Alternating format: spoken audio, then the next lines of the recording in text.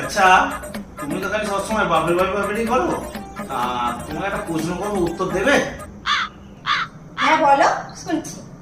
এই যে তুমি বাপের বাড়ি যাও, তা তোমার মনে কি ফিলিংস হয়? বাপের বাড়ির ফিলিংস?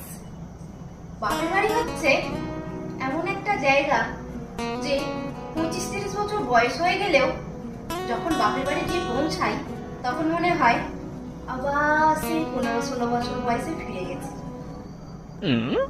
বাবা,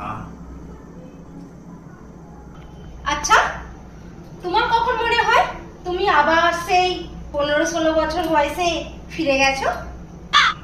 আমার কখন মনে হয় ওই যখন তুমি বাপের বাড়ি গিয়ে পৌঁছাও তখন।